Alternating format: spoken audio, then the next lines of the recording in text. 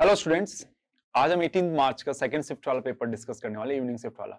एक फंक्शन है f that is x - 2 upon x - 3। इसके डोमेन और कोडोमेन आपको गिवन है। Domain is r - 3 and codomain is r - 1 and एक फंक्शन है gx दैट इज 2x - 3। उसके डोमेन और कोडोमेन भी गिवन है। We have to find sum of all values of x for which f inverse x plus g inverse x equal to 13/2। So सबसे पहले तो इसका f इनवर्स x फाइंड कर लें। So y equals to x - 2 upon x - 3, xy minus 3y equals to x minus 2, x into y minus 1 equals to 3y minus 2। तो x जो है वो क्या आ गया 3y minus 2 upon y minus 1। सो f inverse x हमारे पास क्या आ गया 3x minus 2 upon x minus 1। Similarly हमें जो gx फंक्शन है वो भी गिवन है that is 2x minus 3। So y equals to 2x minus 3, x यहां से क्या आ गया y plus 3 upon 2। So basically हम ऐसा लिख सकते हैं g inverse x equals to x plus 3 upon 2। So now we have to find the sum of all values of x for which f inverse x plus g inverse x equal to 13/2 बन जाए। So f inverse x plus g inverse x should be equals to 13/2। So f inverse x is 3x minus 2 upon x minus 1 plus g inverse x is x plus 3 upon 2 equals to 13/2। LCM ले लीजिए तो 6x minus 4 plus x plus 3 into x minus 1 upon 2 times x minus 1 equals to 13/2। ये 2 से 2 भी cancel हो जाएगा। सो 6x minus 4 plus x square minus x plus 3x is plus 2x minus 3 equals to 13x minus 13। So x square plus 8x minus 7 minus 13x plus 13 equals to 0।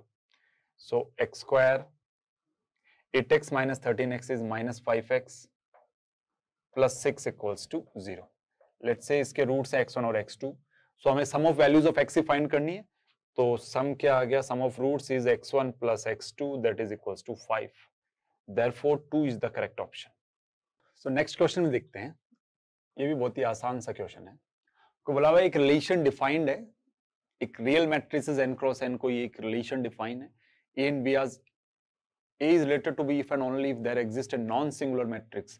सो एक तो सबसे पहली चीज की डिटरमिनेंट ऑफ p आपको non zero दिया हुआ है, ठीक है, such that PA P inverse equal to B।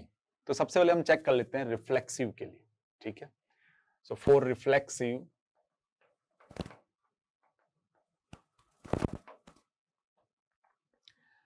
PA P inverse equal to B दिया हुआ है। सो ऑब्वियसली रिफ्लेक्सिव के लिए A is related to A होना चाहिए। दिस इंप्लाइज क्या रहेगा PA P inverse should be equal to A।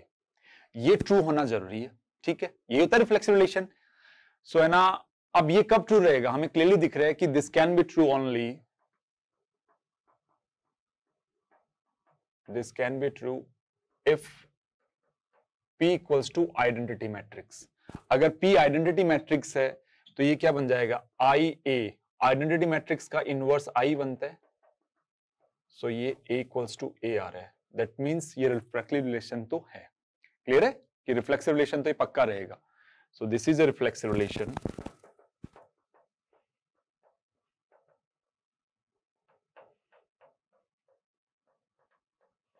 Similarly, for symmetric, अब सिमेट्रिक के लिए चेक कर लें। सिमेट्रिक के लिए अगर A रिलेटेड टू B है तो B रिलेटेड टू A होना चाहिए। तो हमें देखो ये गिवन है कि A is related to B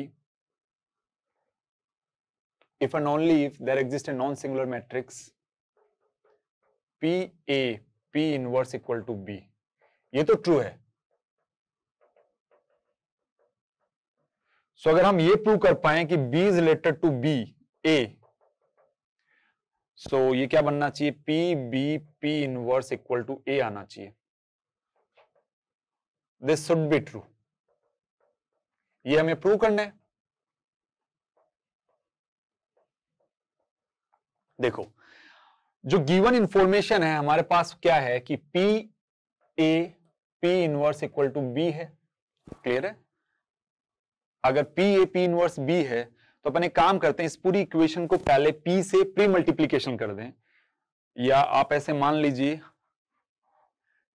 P inverse अगर आपको B गिवन है तो P इनवर्स से आप प्री मल्टीप्लीकेशन करें तो ये बन जाएगा P inverse P inverse equals to P inverse B।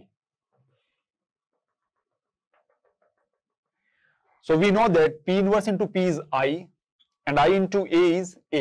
तो ये बन गया A P inverse equals to P inverse B. Now अब आप P से पोस्ट मल्टीप्लीकेशन कर दें इस पूरी इक्वेशन में तो ये बन जाएगा A P inverse P equals to P inverse B P. So A आपके पास आ गया P inverse B और P। और हमारे पास जो प्रूव करना है वो ये प्रूव करना है कि PB P inverse should be equals to P inverse B और P। तो ये कैसे पॉसिबल है? आप ये समझें, अगर ये दोनों इक्वल है, ठीक है, इसका मतलब हम ऐसा कहेंगे कि P और P इनवर्स की वैल्यू सेम आनी चाहिए। ये देखो, ये चीज सेम होने के लिए, ये दोनों इक्वल होने के लिए हम ये बोल सकते हैं कि P की वैल्यू P इनवर्स के बराबर आना चाहिए। दैट मींस P स्क्वायर क्या आ गया? I। पॉसिबल है, P स्क्वायर I आ सकता है, बिकॉज P अगर I बन रहा है रिफ्लेक्सिव रिलेशन के लिए तो P स्क्वायर भी I बनेगा। And we have been given that determinant of P is not equal to 0, तो inverse तो possible है। That means this is a symmetric relation.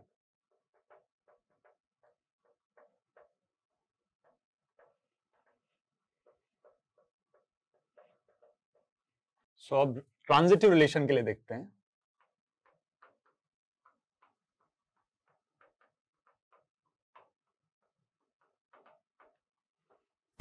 तो transitive relation के लिए अगर A related to B है, अगर A is related to B, तो उसके लिए हमें क्लियरली दिया हुआ है कि P inverse should be equals to B, B related to A, B related to C, sorry, तो ये क्या बन जाएगा? P inverse equal to C। So हमें ये प्रूव करना है कि A is also related to C। ठीक है, अब देखो इस इंफॉर्मेशन को आप चेक करें तो ये गिवन आपके पास P inverse equal to B।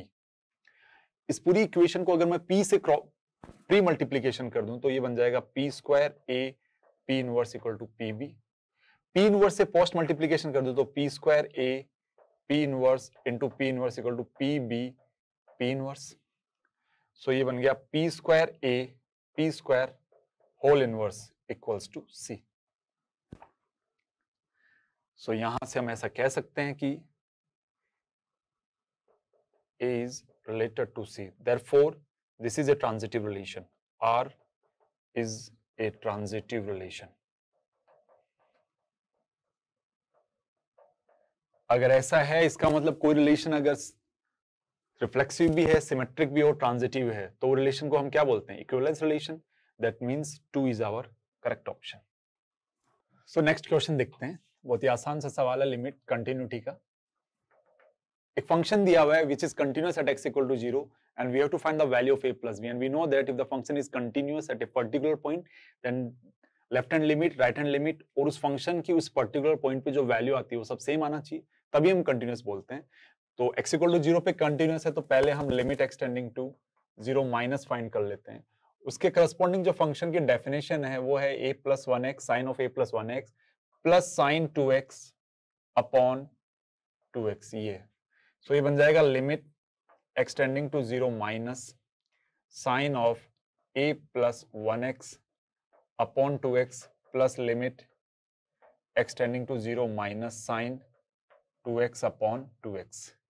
सो यहां से आ जाएगा limit extending to 0 minus sine of a plus 1 into x upon a plus 1 into x into a plus 1 by 2 plus 1। ये तो क्योंकि 0.0 स्टैंडर्ड फॉर्म बन गया, इसकी वैल्यू भी 1 हो जाएगी। सो ये बन जाएगा a प्लस 1 बाई 2 प्लस 1।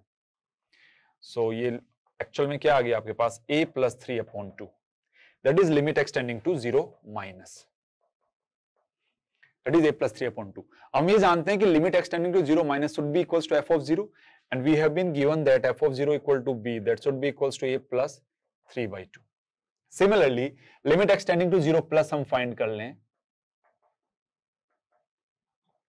ये में given under root of x plus b x cube minus root x upon b x raise to 5/2। यहां से पूरे से रूट एक्स अगर हम कॉमन ले लें तो ये बन जाएगा limit x tending to 0 plus root x into under root of 1 plus b x square minus 1 upon b x raise to 5/2। So finally ये बन गया आपके पास limit x tending to 0 plus under root of 1 plus b x square minus 1 upon b x square. इसको हम ऐसा लिख सकते हैं limit x tending to 0 plus 1 plus b x square whole power half minus 1 upon b x square. तो binomial expansion से इसको open कर दें तो ये बन जाएगा limit x tending to 0 plus 1 plus b x square by 2 minus 1 upon b x square. तो ये लिमिट क्या आ गई, half. Again x tending to 0 plus पे जो लिमिट होती है वो f ऑफ 0 पे होनी चाहिए। So f of 0 equals to b, that should be equals to half. तो b की वैल्यू में हाफ मिल गई, तो 2b equals to a plus 3 है, तो 1 इक्वल्स टू a प्लस 3। तो यहां से a की वैल्यू क्या आ गई, -2, and we have to find a plus b।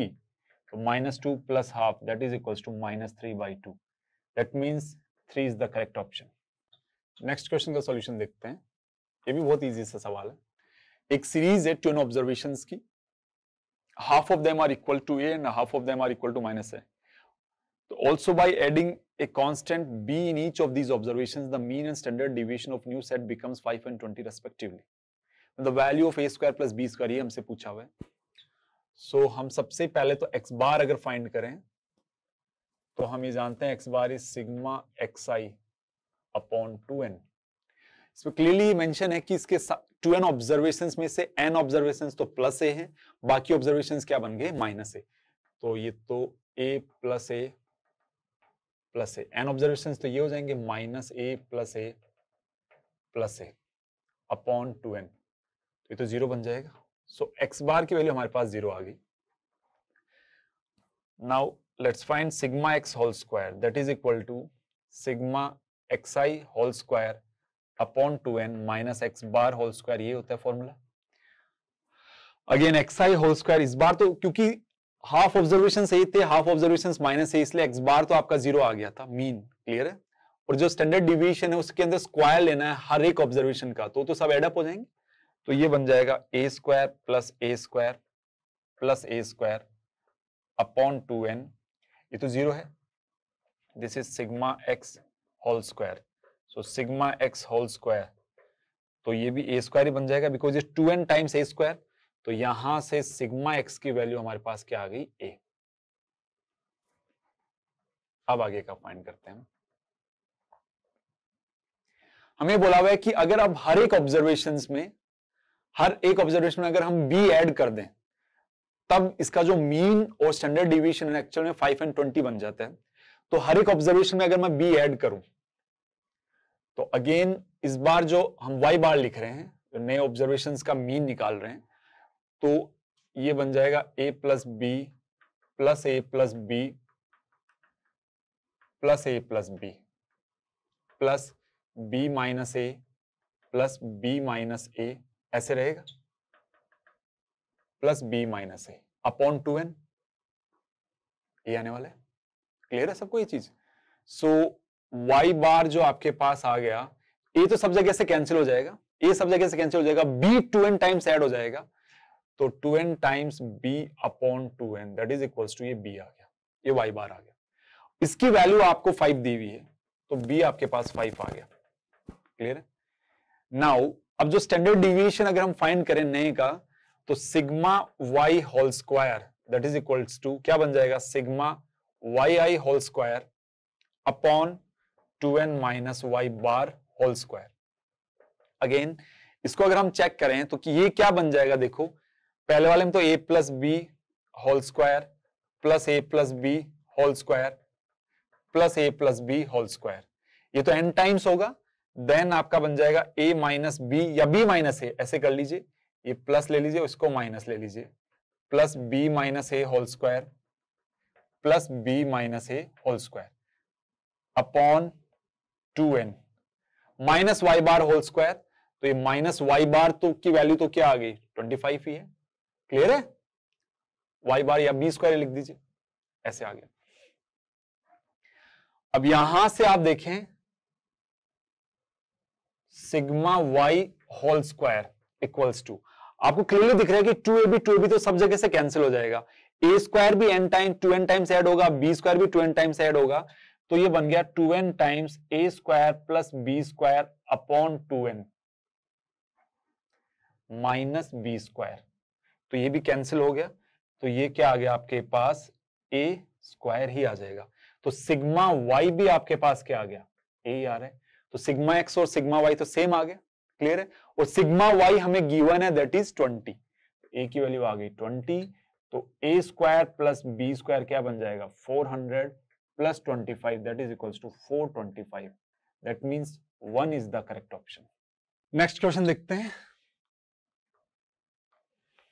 हमें क्वेश्चन में गिवन है कि vector a and vector b be two non-zero vectors perpendicular to each other and mod of vector a equals to mod of vector b दिया है। तो पहले तो ये गिवन है कि vector a is perpendicular to vector b and mod of vector a equals to mod of vector b, ये भी गिवन है। if mod of a cross b equals to vector a, साथ में आपको दिया हुआ है कि mod of vector a cross vector b equals to vector mod of vector a, तो यहां से इसको अगर हम सॉल्व करें जाएगा mod of vector a to mod of vector b into sin pi by 2, because angle दोनों के बीच में क्या है pi by 2 ही है, that is equals to mod of vector a, so vector a into mod of vector b into 1 equals to mod of vector a, clear है। और हमें ये गिवन है कि mod of vector a is same as mod of vector b है, तो यहां से ये बन जाएगा mod of vector a square equals to mod of vector a, तो यहां से आ गया mod of vector a equals to 1 and that should be equals to mod of vector b, क्योंकि नॉन जीरो वेक्टर्स हैं तो मॉड तो zero तो हो नहीं सकता, मॉडुलस ऑफ वेक्टर a तो जीरो हो नहीं सकता। साथ में अब आपको आगे जो दिया हुआ है then the angle between vectors a plus b plus a cross b and vector a, अब यहां से देखो कि a और b जो दोनों वेक्टर्स हैं वो यूनिट वेक्टर्स हैं, ठीक है, यूनिट वेक्टर से दिख रहे हैं, तो हम ऐसा लिख सकते हैं कि अगर वेक्टर a को मैंने i कैप मान लिया तो वेक्टर b क्योंकि इसके परपेंडिकुलर तो that vector can be j cap और कैन बी k कैप, तो मैंने वेक्टर b को मान लिया j कैप है। सो आगे हमें जो यूज करना है that is a cross b को हम c वेक्टर मान लेते हैं एक बार के लिए, तो c vector is a cross b, ये क्या बन जाएगा k कैप। सो यहां से जो पूछा गया है वो ये है कि a plus b plus a cross b, इसको हम डी वेक्टर मान लेते हैं एक बार के लिए, d vector equals to vector a plus vector b plus vector a cross vector b, तो ये क्या बन गया i cap plus j cap plus k cap, this is vector d।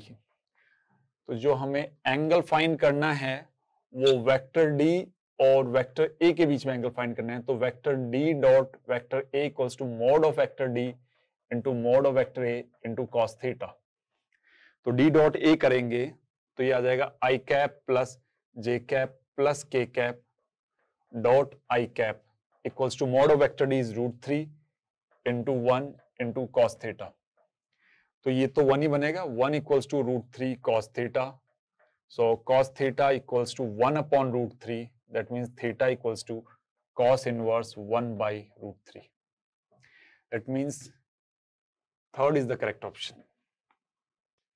Next question का सॉल्यूशन देखते हैं।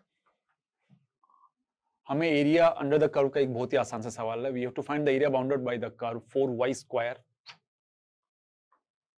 इक्वल्स टू x स्क्वायर into 4 minus x into x minus 2। यहां से देखो क्या आ जाएगा y equals to plus minus x by 2 into under root of 4 minus x या x minus 2 into 4 minus x, तो y1 इक्वल्स टू अगर हम लिखें तो x by 2 into under root of 4 minus x into x minus 2, और y2 को हम मान लेते हैं minus x by 2 under root of 4 minus x into x minus 2। तो एक्चुअल में y1 और y2 कर्व के बीच का जो एरिया है वो हमें फाइंड करना है, ठीक है। तो पहले ये चेक कर लेते हैं कि भाई एक्चुअल में ये डिफाइन कौन से x के लिए रहेगा? हमें जानते हैं कि x minus 2 into x minus 4 should be greater than और equal to 0. x minus 2 into minus x plus 4 है, सॉरी. तो ये बन जाएगा x minus 2 into x minus 4 should be less than और इक्वल टू 0. तो x belongs to 2 to 4. Clear है? So 2 से 4 तक हमें इंटीग्रेट करना है. सो हम ऐसा लिख सकते हैं, जो रिक्वायर्ड एरिया है उसको हमने a मान लिया, that should be equals to from 2 to 4 y1 minus y2 dx. ऐसा लिख सकते हैं. So required area that is a equals to from 2 to 4 y1 is x by 2, तो ये ऐड हो जाएंगे. तो x under root of 4 minus x into x minus 2 dx. So a plus b minus x d x, a plus b minus x वाली property अगर हम use करें, सो a हमारे पास बन जाएगा from 2 to 4 a plus b minus x अगर लिखें तो ये बन जाएगा 6 माइनस एक्स, और अंडर रूट के अंदर तो सेम वैल्यू रहेगी 4 minus x into x minus 2 dx. दोनों को अगर एडअप कर दें, a plus a is 2a, that is equals to from 2 to 4 6 under root of 4 minus x into x minus 2 dx. So a की value क्या आ गई? 3 times from 2 to 4 under root of 4 minus x into x minus 2 dx. Clear है? अब ये तो standard integration है, बहुत ही आसान वाला. इसको थोड़ा सा अगर हम सॉल्व कर लें तो बन जाएगा a equals to 3 times from 2 to 4 under root of, ये देखो क्या बना हुआ है, that is 4x minus 8 minus x square plus 2x. So a equals to 3 times from 2 to 4 under root of, ये बन जाएगा आपके पास minus x square plus 6x minus 8. This is dx. So a equals to 3 times from 2 to 4, इसको ऐसा लिख सकते हैं 1 minus x minus 3 whole square. देखो एक्सपेंड करें तो 1 माइनस एक्स स्क्वायर तो माइनस 6x तो प्लस 6x प्लस 9 तो माइनस 8 बन जाएगा. अब ये देखो क्या बन गया, यहाँ पे x माइनस 3 को t रखें तो एक्चुअल में इसका जो इंटीग्रेशन निकल के आएगा वो पाई बाई 2 आ जाएगा. तो a equals to 3 into pi by 2, that is equals to 3 pi by 2. Therefore correct option is second. Next question का सॉल्यूशन सीक्वेंस एंड प्रोग्रेशन का क्वेश्चन है, बहुत ही आसान है. हमें बोला हुआ कि let S1 be the sum of first 2n terms of an arithmetic progression. S1, तो S1 क्या आ जाएगा? 2n by 2 into 2a plus 2n minus 1 into d. So ये बन गया n by 2 into 2a plus 2n minus 1 into d. This is S1. Similarly हमें बोला हुआ कि S2 be the sum of first 4n terms of the same arithmetic progression. तो S2 इस बार सम फर्स्ट 4n टर्म्स का summation है. So 4n by 2 into 2a plus 4n minus 1 into d, ये बनेगा. तो S2 क्या आ गया आपके पास? 2n into 2a plus 4n minus 1 into d. आपको एक इंफॉर्मेशन दी हुई है, that is S2 minus S1 is 1000. S2 minus S1 equals to 1000. So S2 is 2n into 2a plus 4n minus 1 into d minus n into 2a plus 2n minus 1 into d, that is equals to 1000. तो n को common ले लीजिए सब जगह से, तो ये बन जाएगा 4a प्लस 2d. n को कॉमन लेंगे तो ये बनेगा 4a plus 2d times 4n minus 1 minus 2a minus d times 2n minus 1 equals to 1000. This is it. So n times 4a minus 2a is 2a. अब यहां से भी आप d को कॉमन ले लीजिए तो ये बन जाएगा 8n minus 2 minus 2n plus 1 equals to 1000. So n times 2a plus 8n minus 2n is 6n minus 1 into d equals to 1000. So हमें एक्चुअल में क्या फाइंड करना है? We have to find the sum of the first 6n terms of the arithmetic progression. तो first 6n terms का summation क्या रहेगा? S equals to 6n by 2 into 2a plus 6n minus 1 into d. That is equals to 3 times n into 2a plus 6n minus 1 into d. और n into 2a plus 6n minus 1 into d की value क्या है 1000. तो ये क्या बन जाएगा 3 into 1000 that is equals to 3000. That means 3 is the correct option. So next question का solution देखते हैं. मैं बोला हुआ है कि एक pole stands vertically inside a triangular park ABC. एक ट्रायंगुलर पार्क है. हाइट एंड डिस्टेंस का बहुत ही इजी सा सवाल है. ABC park. इसमें बोला हुआ है कि ना let the angle of elevation of the top of the park. That means ये यहां पे वो पोल है. सो हम ऐसा कह सकते हैं कि इस टाइप से. साथ में बोला हुआ है कि late the angle of elevation of the top of the park from top of the pole from each corner of the pole be pi by 3 if the radius of the circumference of the triangle ABC is 2 the length of the pole. अब radius of the circumference बोला हुआ है. that means हम ये जानते हैं कि जो circumcenter होता है एक्चुअल में वो तीनों वर्टिसेस से सेम डिस्टेंस पे होता है. तो ये सारे डिस्टेंसेस आपको दी हुई है. This is 2 this is 2. ठीक है. अब थोड़ा सा इसको 3D विजुअलाइजेशन करते हैं. जैसे मान लो ये पोल ऐसे था. ठीक है. अब इस पोल को मैं ऐसे पटक रहा हूं तो ये ऐसे है. क्लियर. तो ये हाइट हमें फाइंड करनी है एक तरह से. ठीक है. ये हाइट निकालनी. इसको मान लिया h है. ये है पाई by 3. This angle is pi by 2. ठीक है. तो अगर मैं 10 पाई बाई 3 इसको O मान लेता हूं, इसको D मान लेता हूं. In triangle OAD 10 pi by 3 अगर हम कैलकुलेट करें तो क्या होता है परपेंडिकुलर अपॉन बेस होता है. सो परपेंडिकुलर इज h और बेस क्या रहेगा OA. 10 pi by 3 is root 3 equals to h upon OA is 2. तो h क्या आ गया 2 रूट 3.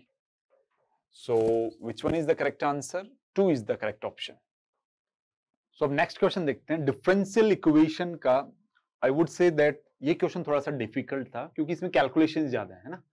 सो एक्चुअल में ये मैं ये कहूं तो ना इस पूरे पेपर का आप ये समझ सकते हैं 18 मार्च जो सेकंड शिफ्ट का पेपर जो डिस्कस कर रहे हैं उसका सबसे डिफिकल्ट क्वेश्चन यही वाला था. सो इसका सॉल्यूशन देखते हैं. हमें ये गिवन है कि एक डिफरेंशियल इक्वेशन है that is dy upon dx equals to y plus 1 into y plus 1 into e raise to x square by 2 minus x. ऐसा गिवन है. ठीक है.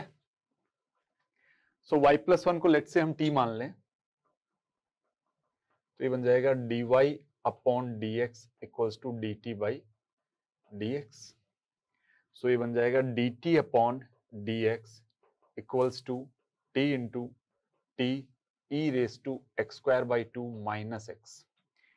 सो dt upon dx equals to t square e raise to x square by 2 minus dx. ऐसा बनेगा. t square से अगर मैं divide कर दूं तो ये बन जाएगा 1 upon t square d t by d x equals to e raise to x square by 2 minus x by t. ये बन गया. सो यहां से इसको थोड़ा सा और अगर सॉल्व कर दें हम, ये बन जाएगा 1 by t square d t by d x plus x by t equals to e raise to x square by 2.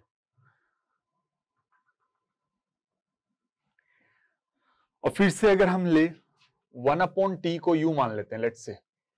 ठीक है. So d u over d x क्या बन जाएगा minus 1 by t square d t over d x. So basically हम ऐसा लिख सकते हैं कि 1 by t square d t over d x equals to minus d u by d x बन गया. So 1 by t square d t over d x की जगह हम minus d u by d x रख रहे हैं.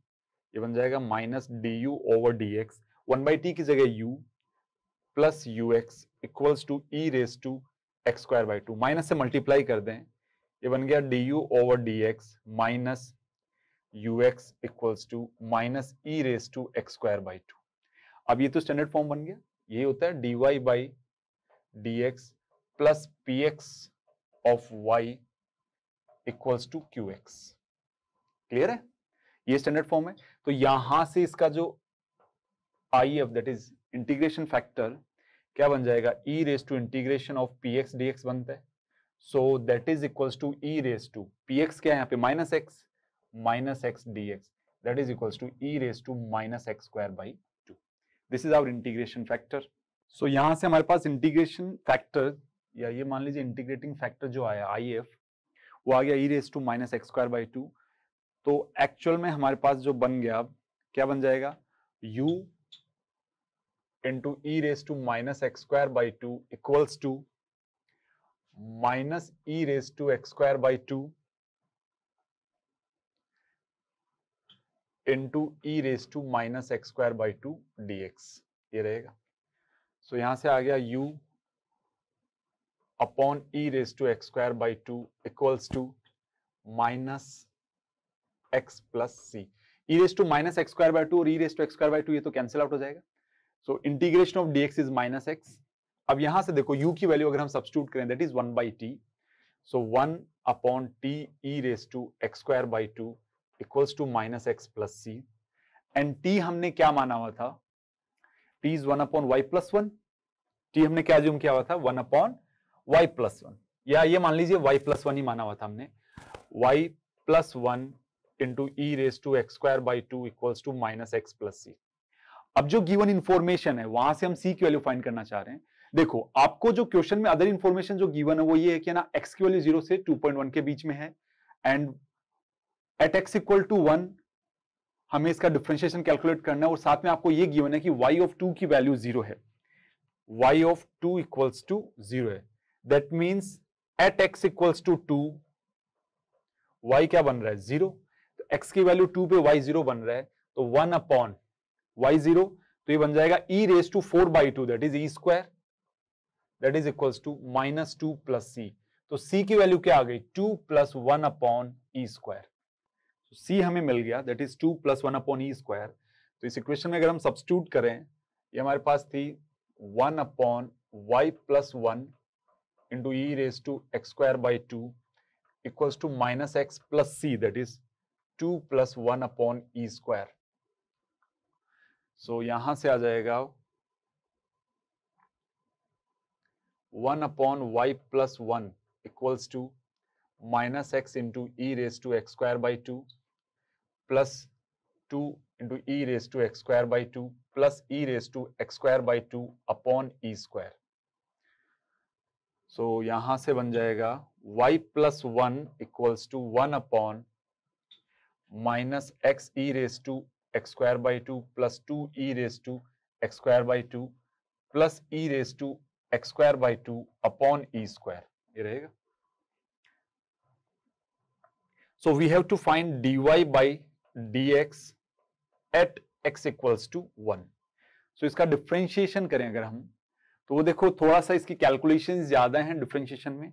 सो मैं directly इसको लिख रहा हूं ऐसे कि dy upon dx equals to ये क्या बन जाएगा, यहां से देखो क्लियरली हमें दिख रहा है इसका स्क्वायर होगा minus x e raise to x square by 2 plus 2 e raise to x square by 2 plus e raise to x square by 2 upon e square, इसका तो पूरा स्क्वायर रहेगा। सो दिस इंटू 1 ये तो 0 हो जाएगा इसका डिफरेंशिएशन माइनस, अब इसका डिफरेंशिएशन लिखते हैं। तो देखो सबसे पहले इस वाले टर्म का डिफरेंशिएशन करें तो ये बन जाएगा minus x into e raise to x square by 2 into 2x by 2 that is x। Clear है। सो अगेन माइनस, बिकॉज ये माइनस तो बाहर ही रहने वाला है, क्लियर है, तो minus e raise to x square by 2 ये बन जाएगा प्लस, अब इस टर्म का देखो तो e raise to x square by 2 into 2x by 2, तो 2 2 कैंसिल हो जाएगा तो ये बन जाएगा 2x e raise to x square by 2। अब इसका डिफरेंशिएशन देखें तो 1 अपॉन ई स्क्वायर तो एज इट इज रहेगा, ये क्या बन जाएगा x e raise to x square by 2 plus x e raise to x square by 2 upon e square, ये रहने वाला है। So dy by d x at x equal to 1, x equal to 1 रखें सो ये बन जाएगा dy by d x equals to minus बाहर है x की वैल्यू 1 रखेंगे तो -1 into e raise to half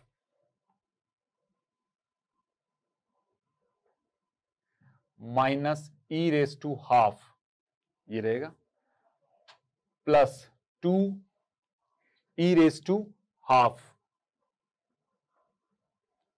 plus e raise to half upon e square whole divided by, ये देखो वापस x की वैल्यू 1 रखें यहां पे तो ये बन जाएगा -1 into e raise to half plus 2 e raise to half plus e raise to half upon e square.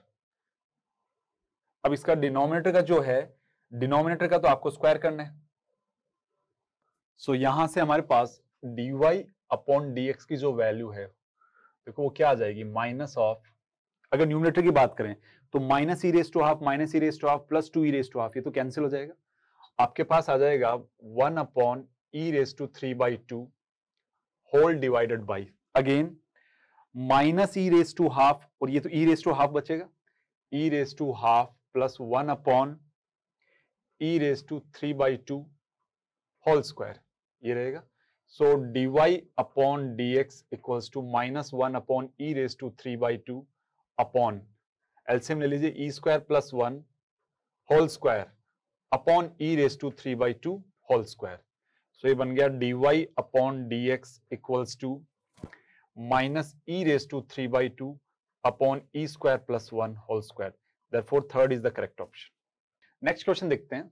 Ellipse का आसान सा सवाल है, बहुत इजी सा क्वेश्चन है। आपको एक एलिप्स दी हुई है, that is x²/27 plus y² equal to 1।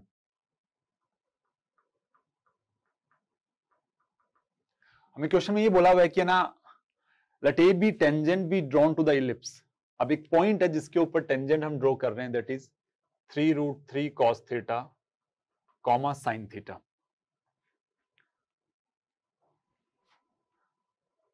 और ये क्लियरली मेंशन है कि थीटा की वैल्यू जो है 0 से π/2 में है। Then we have to find that value of theta for which the sum of the intercepts on axis made by this tangent is minimum. तो सबसे पहले हम क्या करेंगे ना, उस टेंजेंट की इक्वेशन लिख दें, देन हम x इंटरसेप्ट और y इंटरसेप्ट फाइंड कर लें, और x इंटरसेप्ट और y इंटरसेप्ट आपको इन टर्म्स ऑफ थीटा मिलेगा। तो उस f ऑफ थीटा की वैल्यू आपको मिनिमम करनी है, उस पर्टिकुलर जहां पे f ऑफ थीटा मिनिमम हो रहा है वो उस थीटा की वैल्यू हमें फाइंड करनी है। सो इसको दो तरीके से हम कर सकते हैं, या तो आप ना टेंजेंट की इक्वेशन डायरेक्टली t = 0 से लिख दें, ठीक है, क्लियर है सबको, या फिर आप यूजिंग डिफरेंशिएशन भी कर सकते हैं। सो अगर हम डिफरेंशिएट करें तो ये देखो क्या बन जाएगा, 2x/27 plus 2y dash equals to 0। तो x/27 plus y dash equals to 0, तो y डैश क्या आ जाएगा, -x अपॉन 27y ये रहेगा। तो स्लॉप आपके पास क्या आ गई, y dash at 3√3 cos theta comma sine theta, that is 3√3 cos theta upon 27 sine theta. तो y डैश क्या आ जाएगा, -√3/9 cot थीटा, या इसको ऐसे भी लिख सकते हो, y डैश क्या आ गया, -cot थीटा अपॉन 3√3, ऐसे रहेगा, ठीक है। अब इक्वेशन लिख लें, तो इक्वेशन बन जाएगी y minus sine theta equals to minus cot theta upon 3√3 into x minus 3√3 cos theta. ये है। अब x इंटरसेप्ट और y इंटरसेप्ट फाइंड करें, तो for x intercept put y equals to 0, y 0 रखेंगे तो बन जाएगा minus sine theta equals to minus cot theta upon 3√3 into x minus 3√3 cos theta. So minus और माइनस तो कैंसिल हो जाएंगे, 3√3 sine theta, sign square theta ले लीजिए अपॉन cos थीटा, ये आ जाएगा, बिकॉज cot थीटा क्या रहेगा, cos theta upon sine theta, तो क्रॉस मल्टीप्लाई कर दिया है, that is equals to x minus 3√3 cos theta. So 3√3 sine square theta upon cos theta plus 3√3 cos theta equals to x। 3√3 को common ले लें और एलसीएम ले लीजिए, तो sine square theta plus cos square theta upon cos theta that is equals to x. तो जो x intercept है आपके पास क्या आ गया 3√3 upon cos theta. X intercept हमारे पास आ गया 3√3 अपॉन कॉस थीटा। अब वाई इंटरसेप्ट निकालें तो 4 y intercept put x equals to 0, x 0 रखें तो ये बन जाएगी इक्वेशन आपके पास y minus sine theta equals to minus cot theta upon 3√3 into minus 3√3 cos theta, ये रहेगा। So minus and minus again cancel out हो जाएगा, y minus sine theta equals to 3√3 से भी 3√3 कैंसिल आउट हो जाएगा और ये बन जाएगा, आप यहां से देखें, cos square theta upon sine theta, cos square theta upon sine theta. तो y क्या आ गया आपके पास cos square theta upon sine theta plus sine theta. तो y इक्वल्स टू एलसीएम ले लें तो 1 by sine theta. This is y intercept. So we have to minimise x intercept and y intercept. तो x intercept plus y intercept is 3√3 upon cos theta plus 1 by sine theta. Let's say this is f of theta 3√3 upon cos theta plus 1 by sine theta. So f of theta हमारे पास है 3√3 cos theta upon plus 1 by sine theta. So f of theta equals to 3√3 sec theta plus cosec theta. So हमें इसकी minimum value चाहिए तो differentiate कर लें, f dash theta equals to 3√3 sec theta tan theta minus cosec theta cot theta. Minimum value के लिए f dash theta equal to 0 होना चाहिए। सो ये यहां से देखो क्या बन रहा है 3√3 by cos theta into sine theta by cos theta equals to 1 by sine theta into cos theta by sine theta, ये रहेगा। यहां से हमारे पास आ गया 3√3 equal to cos cube theta upon sine cube theta. So ये भी क्या आपके पास 3√3/2 equals to cot cube theta. So cot theta क्या आ रहा है √3, that means tan theta equals to 1/√3, तो थीटा क्या आ गया π/6। Therefore correct option is 2। Next question determinant का बहुत ही इजी सा क्वेश्चन है।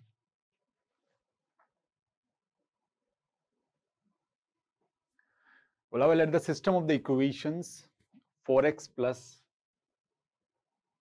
lambda y plus 2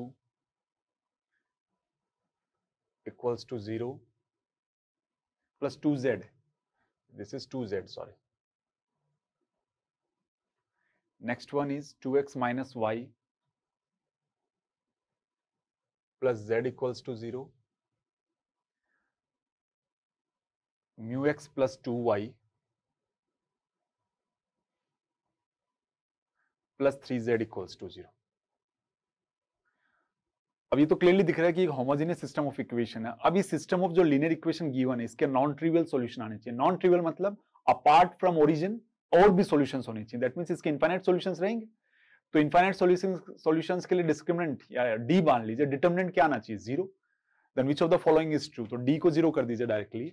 अगर मैं डी को 0 करूं तो इसका डी आ जाएगा 4 2 mu lambda -1 2 2 1 and 3, this would be equal to 0. So 4 into -3 -2 that is -5 minus lambda into 6 minus mu plus 2 into ये क्या बन जाएगा 4 plus mu, this would be equals to 0. So यहां से इसको सॉल्व करें अगर हम, ये बन जाएगा अपने पास -20 -6 lambda plus lambda mu plus 8 plus 2 mu equals to 0। So यहां से देखो क्या आ गया, म्यू को कॉमन ले लीजिए, ये बन जाएगा लैम्डा प्लस 2 और -6 लैम्डा -12 इक्वल्स टू 0। तो mu into lambda plus 2 -6 into lambda plus 2 equals to 0, ये आ गया। सो यहां से लैम्डा प्लस 2 को कॉमन ले लीजिए, ये आ गया म्यू माइनस 6 इक्वल्स टू 0। अब देखो यहां पे हमारे पास क्या वैल्यूज आ रही हैं,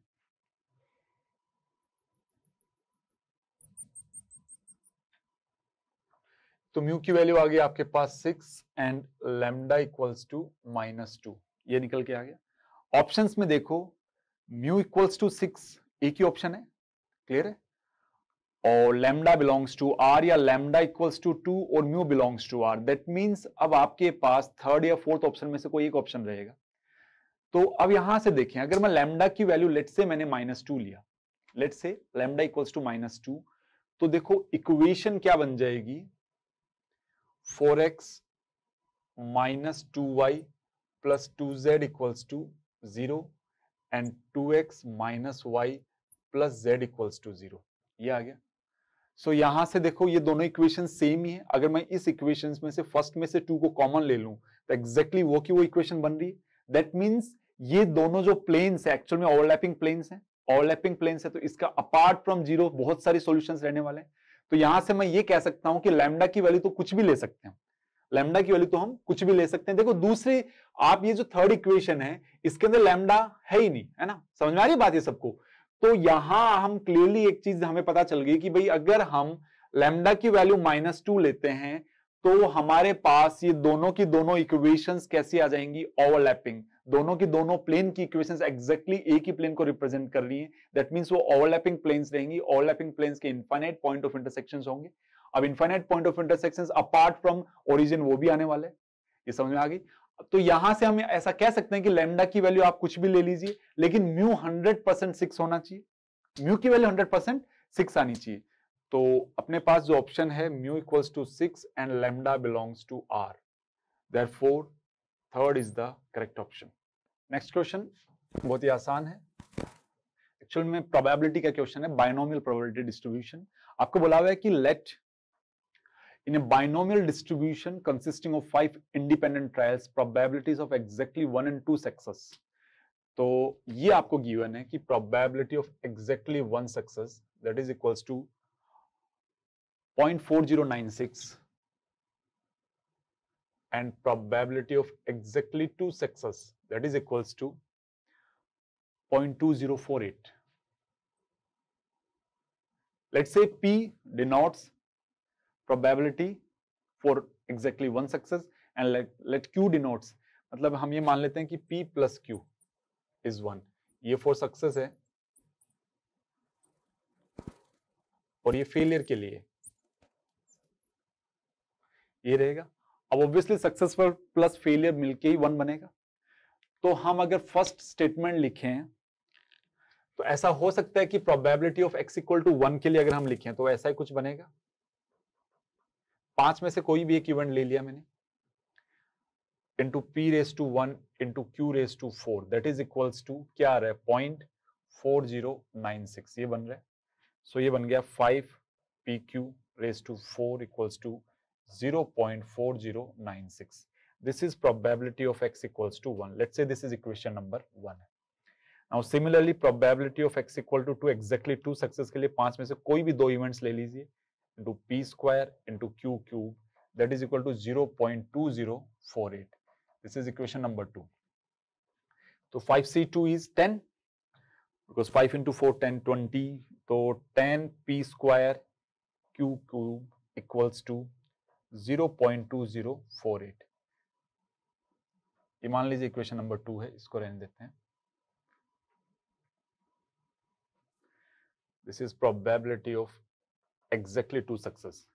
तो इन दोनों को अगर मैं डिवाइड कर दूं 1/2 करें तो देखो आपको क्लियरली एक p कैंसिल हो जाएगा और q भी कैंसिल हो जाएगा। सो ये बन जाएगा q/2p, q/2p equals to 0.4096 upon 0.2048, ये तो 2 बनेगा। तो यहां से q की वैल्यू क्या आ गई 4p।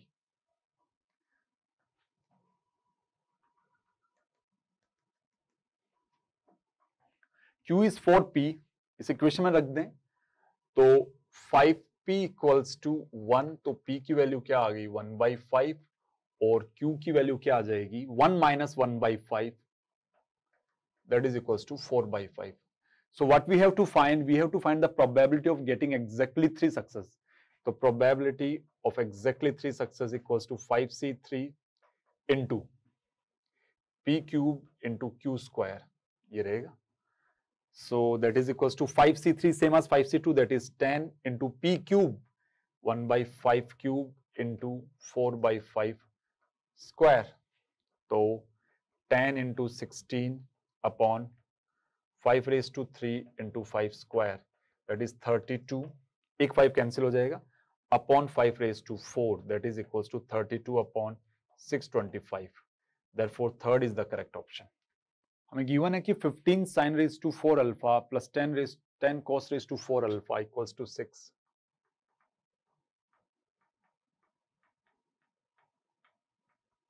ये हमें गिवन है.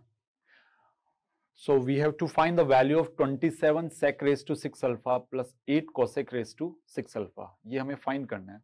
तो पहले देखो इसको सॉल्व कर लेते हैं. अगर मैं इस पूरी इक्वेशन को cos raised to 4 alpha से डिवाइड कर दूं तो बन जाएगा 15 10 raised to 4 alpha plus 10 equals to 6 sec raised to 4 alpha. तो 15 10 raised to 4 alpha plus 10 equals to 6 into 1 sec square alpha को क्या लिख सकते हैं 1 plus 10 square alpha whole square. So 15 10 raised to 4 alpha plus 10 equals to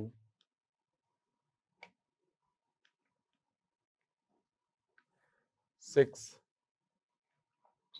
plus 6 10 raised to 4 alpha plus 12 10 square alpha.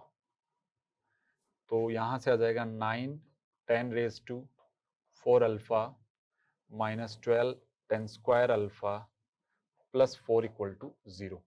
Let us assume that 10 square alpha equals to t. So ये क्या बन जाएगा 9t square minus 12t plus 4 equals to 0. ये आ जाएगा. So ये actual में क्या बनेगा, किसके फैक्टर्स हैं? दिस इज देखो 9t square minus 6t plus 4 equals to 0 ये रहेगा. सो दिस इज यहां से देखो 3t कॉमन ले लें. 3t अगर यहां से कॉमन ले लेंगे तो ये 3t minus 2 into 3t minus 2 equals to 0. So basically बन गया 3t minus 2 whole square equals to 0. सो t की वैल्यू क्या आ गई 2/3. t is 2/3.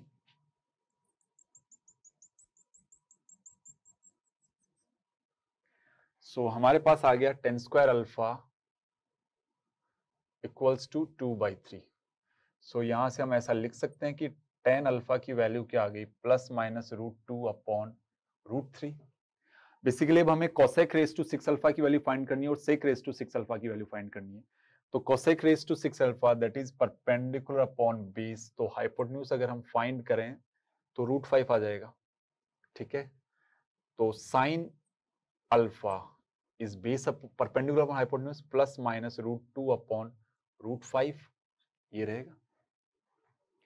तो sine square alpha is 2/5 and sine raised to 6 alpha equals to 8/125. तो cosec raised to 6 alpha equals to 125 upon 8 ये आएगा. सो यहां से हमें cosec raised to 6 alpha की वैल्यू मिल गई और 10 square alpha is 2/3. So 1 plus 10 square alpha ये क्या बन जाएगा 1 plus 2/3. So 5/3. This is sec square alpha equals to 5/3. तो sec raised to 6 alpha equals to 125 upon 27. So 27 into sec raised to 6 alpha plus 8 cosec raised to 6 alpha ये रहेगा. So ये basically क्या आ गया अपने पास 27 into 125 upon 27 plus 8 into 125 upon 8. So this is equals to 125 plus 125, that is equals to 250. That means third is the correct option. Next question,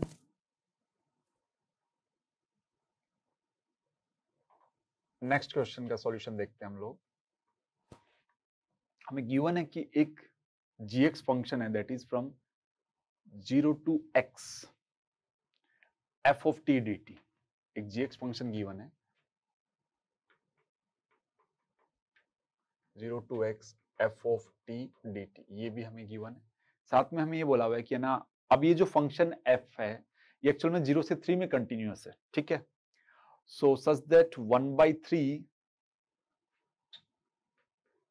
is less than or equal to f of t is less than or equal to 1 for all t belonging to 0 to 1, ये given है। Similarly एक information और given है कि 0 is less than or equal to f of t is less than or equal to half for all t belonging to 1 से 3 में, ये रहेगा, ये 1 से 3 में, open 1 to closed 3। So what we have to find? We have to find the largest possible interval in which g of 3 lies. तो यहां से देखो हमें क्लियरली दिख रहा है कि g of 3 क्या बन रहा है, from 0 to 3 f of t dt। अब f of t की है ना दो डेफिनेशंस हैं, 0 से 1 में अलग तरीके से बिहेव कर रहा है, तो इसको दो में ब्रेक कर लें, 0 to 1 f of t dt plus 1 to 3 f of t dt, ये रहेगा।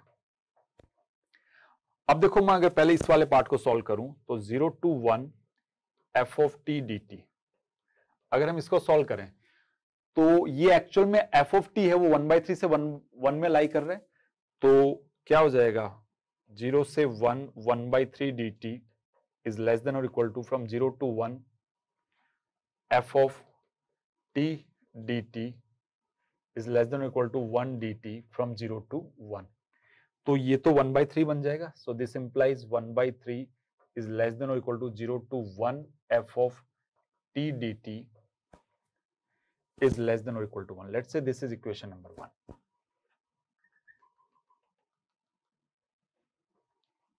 अब देखो इक्वेशन नंबर 2 के लिए 1 से 3 f of t dt अगर हम इसको सॉल्व करें तो सेम है, ये क्या बन जाएगा 1 से 3 0 dt is less than or equal to 1 to 3 f of t dt is less than or equal to 1 to 3 half dt, ये रहेगा, ये तो 0 आ जाएगा, 0 less than or equal to 1 to 3 f of t dt is less than or equal to 1/2, तो ये 1 ही रहेगा। Clear है, because 1/2 तो इंटीग्रेशन से बाहर आ जाएगा, उसका t इंटीग्रेशन बनेगा तो 3 - 1 is 2, 2/2 1 बन जाएगा। Let's say this is equation number 2। दोनों को अगर एड अप कर दें 1 + 2 तो 0 + 1/3 is 1/3 लेस देन और equal to 0 to 1 f of t dt plus 1 to 3 f of t dt is less than or equal to 1 + 1 is 2। ये क्या लिखा हुआ है, ये एक्चुअल में g of 3 लिखा हुआ है, इसको ऐसा लिख सकते हैं 1/3 is less than or equal to from 0 to 3 f of t dt is less than or equal to 2, और f of t dt from 0 to 3 उसका इंटीग्रेशन क्या है 0 g of 3, तो basically g of 3 belongs to 1/3 to 2, therefore correct option is 3। Next question देखते हैं, ellipse का आसान सा सवाल है, स्टैंडर्ड डेफिनेशन पे है, वैसे सर्कल क्या है लेकिन इसका लॉकस एलिप्स निकलने वाला है। देखो S1 आपको एक सर्कल दिया हुआ है दैट इज x² + y² = 9, दूसरा सर्कल दिया हुआ है S2 that is equals to x - 2 whole square plus y² equals to 1। So हमें बोला है कि we have to find the locus of the center of a circle S which touches S1 internally and S2 externally, ऐसे है।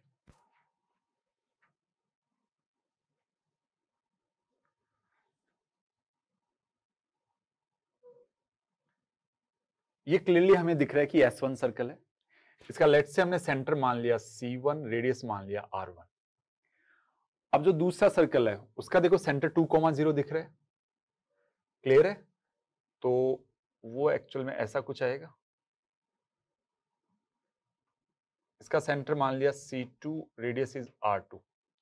अब जो third circle जिसके centre का हमें लोकस फाइंड करना है, वो ये बोला है कि वो जो S2 सर्कल है उसको तो एक्सटर्नल टच कर रहा है और जो S1 सर्कल है उसको इंटरनल टच कर रहा है। लेट्स से इसके सेंटर मान लिए C, R। तो यहां से मैं ऐसा लिख सकता हूं कि जो C1 की वैल्यू है वो क्या आ जाएगी, C1 इक्वल्स टू, ये कंप्लीट R1 है, तो R1 में से अगर मैं ये देखो C1, ये डिस्टेंस, इस डिस्टेंस की बात कर रहा हूं मैं, दिस इज C1। ये डिस्टेंस अगर मैं R1 में से R को सब्ट्रैक्ट कर दूं तो वही रहेगा R1 minus R। This is equation number 1। Similarly C2 अगर डिस्टेंस को हम बात करें तो वो R प्लस R2 आ रहा है, C2 equals to R plus R2। दोनों को एडअप कर दें तो देखो क्या बन रहा है, C1 प्लस C2। R और R कैंसिल हो गया, R1 प्लस R2, और R1 प्लस R2 तो हमेशा ही क्या रहने वाला है, कांस्टेंट। ये तो कांस्टेंट ही आ रहा है, क्लियर है? R1 प्लस R2 आपके पास कांस्टेंट आ गया। तो इस टाइप के रिलेशन का लोकस क्या होता है हमेशा, लोकस इज एलिप्स। लोकस आपके पास एलिप्स आ गया। सो अब हम इस एलिप्स की इक्वेशन लिखें, तो इस एलिप्स की इक्वेशन लिखने के लिए हमें ये मालूम है कि 2a जो डिस्टेंस है वो 4 के इक्वल आ जाएगा, तो a इक्वल टू 2, और 2ae जो डिस्टेंस है वो 2 के इक्वल है, तो 2 into 2 into e equals to 2 है, तो e इक्वल्स टू क्या आ गया, 1/2। And we know that e square equals to क्या रहेगा, 1 minus B square upon A square, तो 1/4 equals to 1 minus B square upon 4, तो B square upon 4 equals to 3/4। तो यहां से बी स्क्वायर की वैल्यू क्या आ गई, 3। तो इक्वेशन एलिप्स की क्या बन जाएगी, x minus 1 whole square upon A square is 4 plus y square upon 3 equal to 1। हमें ये फाइंड करना है कि इनमें से जो चार ऑप्शन है इनमें से कौन सा पॉइंट हमेशा इस इलिप्स को सेटिस्फाई करेगा। तो क्लियरली जो फर्स्ट ऑप्शन है वो इसको सेटिस्फाई कर रहा है, तो फर्स्ट इज आवर आंसर। आप सेटिस्फाई करा के देख लें, जैसे 2,3/2 को अगर हम सेटिस्फाई कराएं तो 2 माइनस 1 इज 1, तो 1/4 plus 3/2 whole square that is 9/4 into 3, तो ये क्या बन गया, 1/4 प्लस 3/4, 1 ही आ रहा है। So first is the correct option. Hyperbola का नेक्स्ट क्वेश्चन है, मैं बोला है कि एक हाइपरबोला कंसिडर करें। Hyperbola is x square minus 2y square equal to 4, तो इसको ऐसा लिख देते हैं, x square by 4 minus y square by 2 equal to 1। Hyperbola draw कर लेते हैं पहले। अब आपसे ये बोला हुआ है कि ना, let the tangent at point P 4,√6 meet the x axis at A। तो ये टेंजेंट ड्रॉ कर लेते हैं ऐसे, ठीक है। Let's say this is the point P जिसके कोऑर्डिनेट्स हैं हमारे पास 4,√6, और ये पॉइंट Q है जिस पे टेंजेंट x एक्सिस को इंटरसेक्ट कर रहा है। साथ में आपसे ये भी बोला हुआ है कि meet the x axis at Q and latus rectum at R। तो एक्चुअल में लेटस रेक्टम अपन ऐसे कर लेते हैं थोड़ा सा इसको, तो यहां से अगर हम लेटस रेक्टम ड्रॉ कर दें, let's say this is point R, तो ये कोऑर्डिनेट्स रहेंगे A, 0। फोकस के कोऑर्डिनेट्स हैं ये, ठीक है। So now let's find. तो सबसे पहले तो हमें E फाइंड करना पड़ेगा। तो E की जो वैल्यू है वो क्या आ जाएगी, under root of 1 plus B square by A square that is equal to under root of 1 plus B square is 2/4 that is √3/√2, ये आ जाएगा, बिकॉज 1 + 1/2 तो √3/√2। फोकस के जो कोऑर्डिनेट्स हैं वो बन जाएंगे AE, 0, तो 2 into √3 by √2, 0, that is equal to √6, 0। तो ये जो कोऑर्डिनेट्स हैं वो √6, 0 आ गए। इसको प्लॉट भी कर देते हैं, दिस इज √6, 0। तो जो R के कोऑर्डिनेट्स फाइंड करने से पहले तो हम है ना PQ जो टेंजेंट है उसकी इक्वेशन लिख देते हैं। तो इक्वेशन ऑफ टेंजेंट क्या होती है हमेशा, T इक्वल टू 0। तो T इक्वल टू 0 से इक्वेशन ऑफ टेंजेंट लिखें तो हमारे पास जो हाइपरबोला की इक्वेशन थी वो थी x² minus 2y² equal to 4। तो 4x minus 2y into √6 equals to 4। 2 से डिवाइड कर दें तो ये बन जाएगा 2x minus √6y equals to 2। ये टेंजेंट की इक्वेशन है। सबसे पहले तो अगर हम r के कोऑर्डिनेट्स फाइंड करें फॉर r, हमें मालूम है कि r का जो x कोऑर्डिनेट है वो तो √6 ही है। तो y कोऑर्डिनेट फाइंड करने के लिए 2√6 minus √6 into y equals to 2 आ गया। तो 2√6 माइनस 2 इक्वल टू √6y। तो y का जो कोऑर्डिनेट है वो क्या आ जाएगा, 2 माइनस 2 बाई √6। तो जो r के दोनों कोऑर्डिनेट्स आ गए √6, 2 माइनस 2 बाई √6। तो q के कोऑर्डिनेट के लिए y को 0 रखें।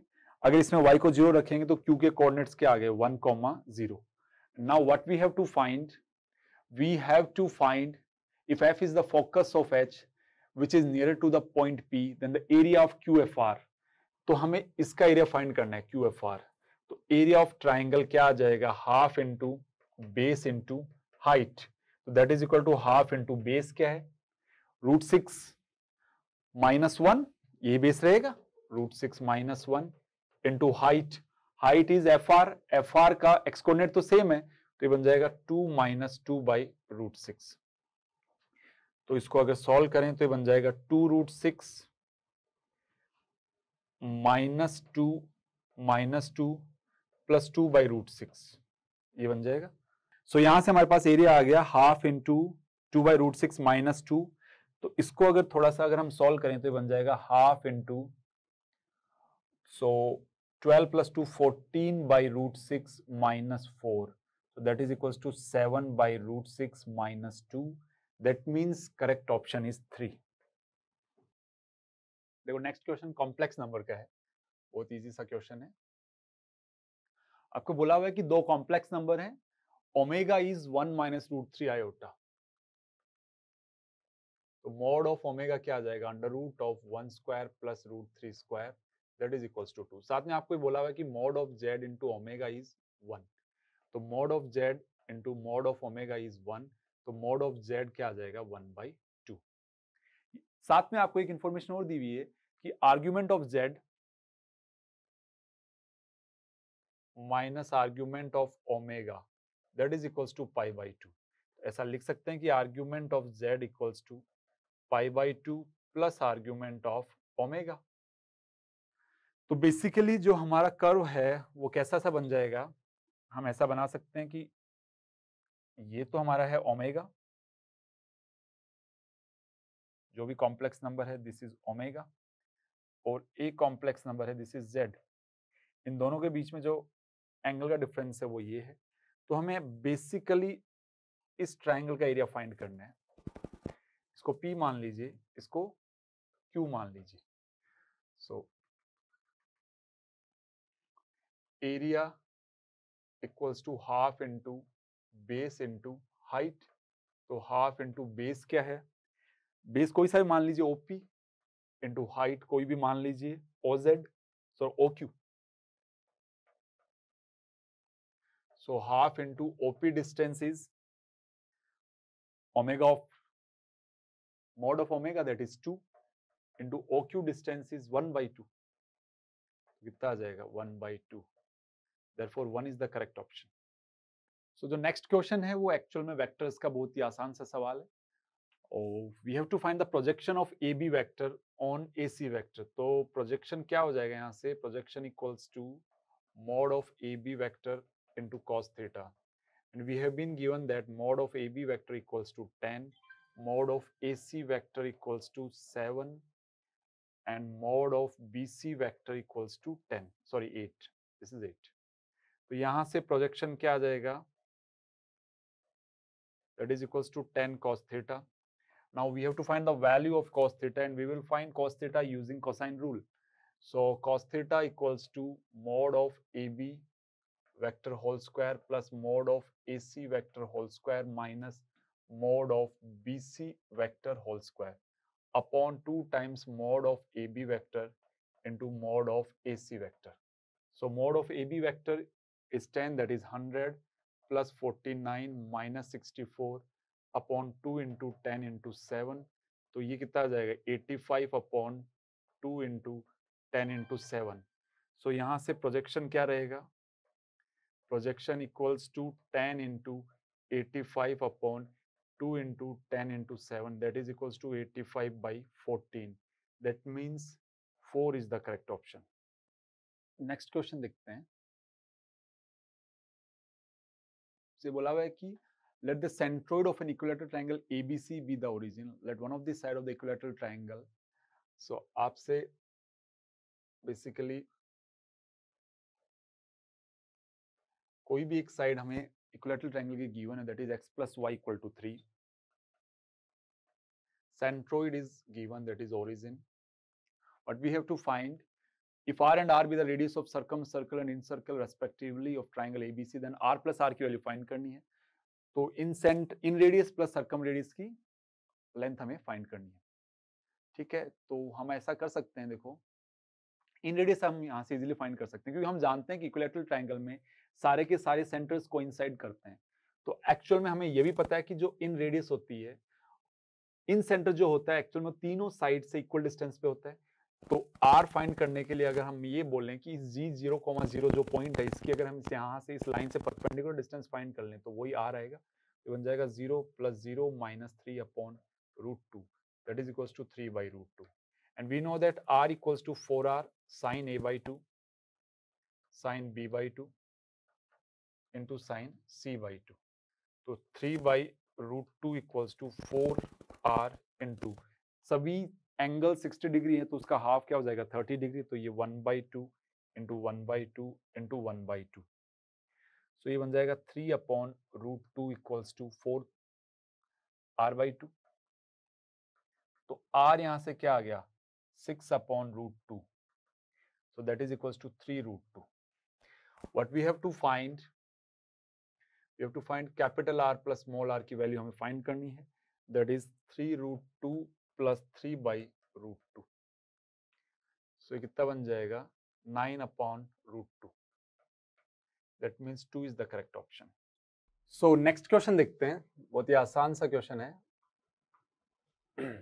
को बोला हुआ है कि P and Q are two statements, then which of the following compound statement is a tautology? तो डायरेक्टली हम ऑप्शन 3 का ही वो बना रहे हैं ट्रुथ टेबल। टोटोलॉजी मतलब सारे के सारे उसके अंदर क्या आना चाहिए, ट्रू ट्रू ट्रू आना चाहिए ना, ठीक है। सो लेट्स से हम दो स्टेटमेंट ले लेते हैं P and Q। तो ये ट्रू है, ये true false false true false true false. Then negation of P देखें तो नेगेशन ऑफ P क्या आ जाएगा false false true true.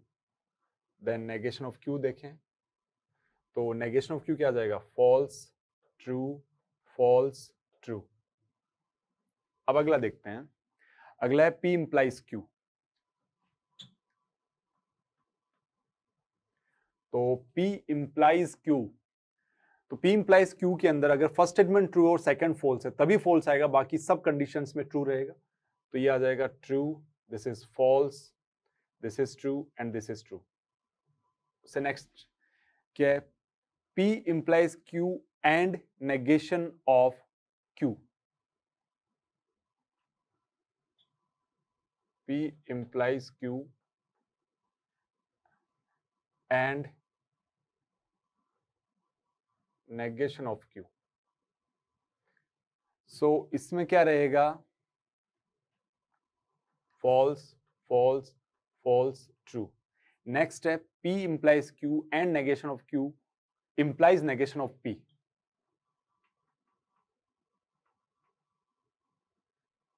and negation of Q implies negation of P, तो ये सारे क्या आ जाएंगे, true. So third is the correct option. अब देखो नेक्स्ट क्वेश्चन है इंटीजर क्वेश्चन, तो हम उसका फर्स्ट क्वेश्चन देखते हैं. ये क्वेश्चन एक्चुअल में रॉन्ग है, इसको हम बोल सकते हैं कि ये बोनस क्वेश्चन रहेगा. ठीक है, बोनस आंसर आएगा, क्योंकि देखो जो एंटी ने जो आंसर दिया ना, उसको वही आंसर मैच करने के लिए क्वेश्चंस में काफी सारे करेक्शन करने पड़ेंगे, इसलिए ये बोनस है. बाकी एंटी ने देखो इसका आंसर 19 दिया है, तो उसको हम उसी हिसाब से सॉल्व करते हैं. सो बेसिकली आपको दिया हुआ है कि NCR denote the binomial coefficient of x raise to r in the expansion of 1 plus x raise to n. So sigma k equal to 0 to 10 2 square that is 4 का 2 square ही लिखें plus 3k into NCK लिखा हुआ. अब ये n की जगह 10CK होना चाहिए था basically, that is equals to, then लिखा हुआ है अल्फा इंटू 3 रेज़ टू 10, वो भी अल्फा इंटू 3 की जगह 2 रेज़ टू 10 आना चाहिए था, plus beta into 2 raise to 10. So दो करेक्शंस हैं. पहली चीज तो यहां पे n की जगह 10 आएगा और 3 की जगह यहां पे 2 आएगा, तभी इसका आंसर अल्फा प्लस बीटा हम 19 फाइंड कर सकते हैं. So basically we have to find the value of alpha plus beta, ये हमें फाइंड करना है. तो sigma k equal to 0 to 10 4 into 10CK plus 3 times sigma k equal to 0 to 10 k into 10CK. तो ये तो क्या बन जाएगा, 4 times sigma k equal to 0 to 10 10CK plus 3 times sigma k equal to 0 to 10 k into 10 by k into 9CK minus 1. तो ये क्या बन जाएगा, 4 into 2 raise to 10 plus 30 sigma k equal to 0 to 10 9CK minus 1. तो 4 into 2 raise to 10 plus 30 into 2 raise to 9. तो इसको ऐसा लिख सकते हैं 4 into 2 raise to 10 plus 15 into 2 raise to 10. ये एक्चुअल में किसके इक्वल है, alpha into 2 raise to 10 plus beta into 2 raise to 10 के इक्वल है. तो अल्फा की वैल्यू क्या आ गई, 4, beta equals to 15. So alpha plus beta यहाँ से क्या आ रहा है, 4 plus 15 that is equals to 19. तो ये 19 आंसर तभी पॉसिबल है जब ये यहाँ इसमें इस क्वेश्चन में हम दो करेक्शंस करें. पहली चीज n की जगह 10 आना चाहिए. ऑब्वियसली ये तो क्लियर हिस्सा ही है, उनसे मिस्टेक हुआ है कि n आपने ना n की कोई वैल्यूज दी नहीं है, तो हम उसको बाइनोमियली कहां तक एक्सपेंड करें. सो इंटीजर का हम सेकंड क्वेश्चन डिस्कस कर रहे हैं. ये एक एरिया अंडर द कर्व और डिफरेंशियल इक्वेशन का मिक्सअप क्वेश्चन है. थोड़ा सा डिफिकल्ट बोल सकते हैं क्योंकि कैलकुलेटिव पार्ट इसमें ज्यादा है. सो अगर हम इस पूरी इक्वेशन को x स्क्वायर से डिवाइड कर दें तो ये बन जाएगा x dy minus y dx upon x square equals to 1 upon x under root of 1 minus y square by x square dx. तो ये क्या लिखा हुआ है, देखो d of y by x लिखा हुआ है. So d of y by x upon under root of 1 minus y square by x square equals to dx upon x. Integrate कर दें तो ये एक्चुअल में क्या बन गया, sine inverse of y by x equals to ln mod x plus c. अब आपको c की वैल्यू फाइंड करनी है. तो c की वैल्यू फाइंड करने के लिए आपके पास जो इंफॉर्मेशन हैं कि x इक्वल टू 1 पे y क्या बन रहा है, 0. x इक्वल टू 1 पे y क्या बन रहा है, 0. तो ये तो 0 बन जाएगा बिकॉज x इज 1 y 0, तो sine inverse 0 is 0 equals to 0 plus c. तो c की वैल्यू क्या आ गई, 0. तो ये अपने पास जो कर्व आया हुआ आ गया sine inverse of y by x equals to ln mod x. दोनों तरफ साइन अप्लाई कर दें तो y upon x equal to sine of ln mod x. तो y इक्वल्स टू क्या बन गया, x sine of ln mod x. अब देखो हमें जो कर्व के नीचे एरिया जो फाइंड करना है एक्चुअल में वो x equal to 1, x equal to e raise to pi, y equal to 0 के and y equal to y raise to x के बीच का जो एरिया वो फाइंड करना है. तो बेसिकली हम जो एरिया फाइंड करना चाह रहे हैं वो आ जाएगा 1 से लेके x की वैल्यू 1 से लेके ई रेस टू पाई तक जा रहा है, x साइन. अब देखो जो x है एक्चुअल में वो पॉजिटिव है तो मोड हट जाएगा, तो sine ln x dx. Let's say x की वैल्यू मैं ई रेस टू टी रख दूं तो dx क्या आ जाएगा, e raise to t dt। अगर x e raise to t रखते हैं तो x इक्वल टू 1 रखने पे t की वैल्यू क्या आ जाएगी, 0। तो एरिया जो कन्वर्ट हो जाएगा 0, x की value e raise to pi रखने पे t क्या आ जाएगा, pi, e raise to t sine of ln e raise to t and dx is e raise to t again e raise to t dt। तो area जो आपके पास आ गया 0 to pi e raise to 2t into sine t dt। अब ये बहुत easily हम सॉल्व कर सकते हैं इंटीग्रेशन बाय पार्ट से। सो हमें अब ये इंटीग्रल फाइंड करना है from 0 to pi e raise to 2t sine t dt। तो a इक्वल्स टू क्या आ जाएगा, देखो e raise to 2t cos t minus 2e raise to 2t into minus cos t dt, ये आ जाएगा। सो एरिया आपके पास आ गया minus e raise to 2t cos t plus 2 times e raise to 2t cos t dt। अब देखो इसको मैं I1 बोल रहा हूँ एक बार के लिए। So I1 equals to e raise to 2t cos t dt। So I1 equals to e raise to 2t into minus sine t minus 2e raise to 2t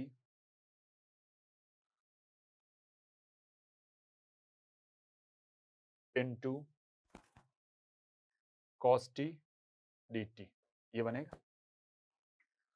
so I1 की value ये आ गई, तो a अपने पास क्या आ जाएगा, minus e raise to 2t cos t plus 2 times e raise to 2t sine t minus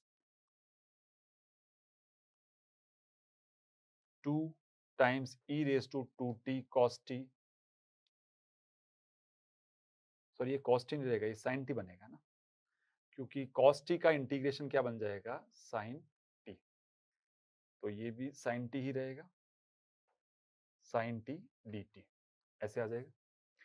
so a equals to minus e raise to 2t cos t plus 2e raise to 2t sin t minus 4e raise to 2t sin t dt। तो ये तो a लिखा हुआ है, तो ये 5a बन जाएगा, इस तरफ लेके आ जाएंगे। सो ये आ गया 5a equals to e raise to 2t into 2 sin t minus cos t from 0 to pi. So a equals 5a equals to pi रखें तो ये बन जाएगा e raise to 2 pi into 2 sine pi 0 minus minus 1 is plus 1 minus 0 रखें तो 0 रखेंगे तो क्या बन जाएगा, ये तो 1 बन जाएगा, 1 इंटू 0 माइनस 1। तो 5a की वैल्यू आपके पास आ गई e raise to 2 pi plus 1, ये 5a की वैल्यू आ गई।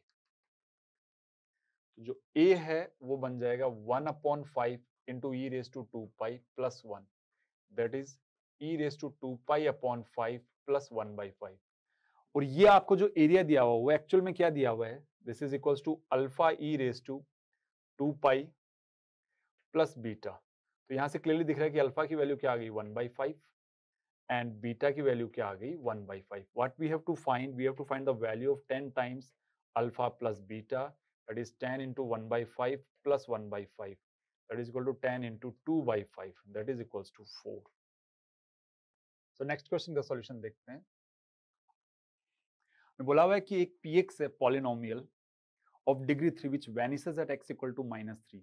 Let px have local minima at x equal to 1 and local maxima at x equal to -1. इस इंफॉर्मेशन से हम इसका p dash x लिख सकते हैं कि p dash x बेसिकली इस टाइप का आया होगा a into x minus 1 into x plus 1. तो dpx over dx equals to a into x square minus 1. तो dpx equals to a x square minus a dx ही रहेगा। Integrate कर दें तो बन जाएगा px equals to a x square dx minus a dx। तो px equals to क्या बन जाएगा a x cube by 3 minus a x plus c, ये आएगा। अब आगे देखते हैं, देखो हमें बोला हुआ है कि एक्चुअल में जो px है ना x इक्वल टू -3 पे वैनिश कर रहा है, इसका मतलब x इक्वल टू -3 इसका रूट रहेगा।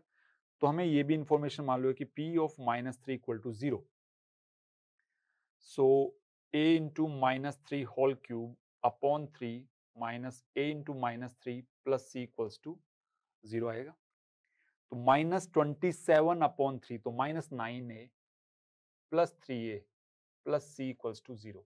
तो c की वैल्यू क्या आ गई 6a। So basically we have got the px। So px हमारे पास क्या आ गया, ax cube by 3 minus ax plus 6a, ये हमें px मिल गया। अब जो अदर इंफॉर्मेशन है वहां से हमें a की वैल्यू गैदर करनी है। We have been given that integration of -1 to 1 px dx this is equals to 18, ये हमें गिवन है। From -1 to 1 ax cube by 3 dx minus ax dx from -1 to 1 plus 6a dx from -1 to 1 that is equals to 18। तो a by 3 को बाहर ले लें, ये बन जाएगा x raised to 4 upon 4 minus ax square by 2 plus 6ax from -1 to 1 this is equals to 18 है। सो यहां से आ गया देखो a अपॉन 12 इंटू x की वैल्यू 1 रखेंगे तो 1 minus 1 minus a by 2 1 minus 1 plus 6a 1 plus 1 equals to 18। तो 6a इंटू 2 इक्वल्स टू 18। तो a की वैल्यू क्या आ गई 18 by 12 that is equals to 3 by 2। a की वैल्यू 3 बाई 2 आ गई तो जो px है वो अपने पास क्या आ गया, सो 3 से 3 तो कैंसिल हो जाएगा, x cube by 2 minus 3x by 2 plus 6 into 3 18 by 2 is 9, ये px बन जाएगा।